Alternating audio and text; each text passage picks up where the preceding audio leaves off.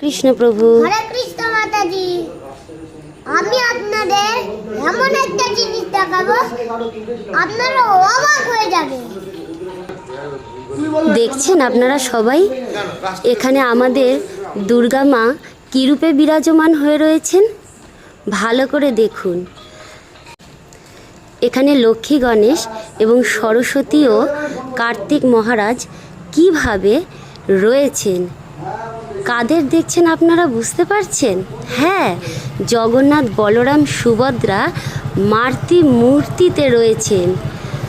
যাকে আমরা সব সময় আরাধনা করছি, তাকে আর চোখের সামনে এইভাবে এই দর্শনে দেখতে পাবো আমরা তো ভাবিনি। আপনাদের কেমন লাগলো এত সুন্দর একটি অভূতপূর্ব বিগ্রহ? আপনারা অবশ্যই কমেন্ট করে জানাবেন। হরে কৃষ্ণ প্রভু। হরে কৃষ্ণ, হরি বল মাতাজি। হরি বল প্রভু। আচ্ছা প্রভু, এত সুন্দর তুমি জগন্নাথ, বলরাম আর সুভদ্রার মূর্তিকে মায়ের মধ্যে দেখছো, তাহলে এখানে তো অবশ্যই গীতাপাঠ হয়েই যাবে। তাহলে একটা গীতাপাঠ করে শোনাও প্রভু।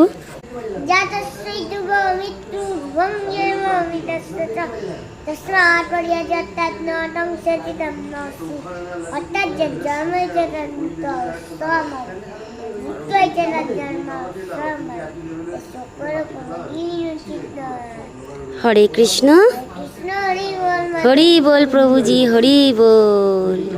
অবশ্যই কিন্তু আপনারা কমেন্ট করবেন যে আমাদের এই প্রতিমা কেমন লেগেছে আপনাদের।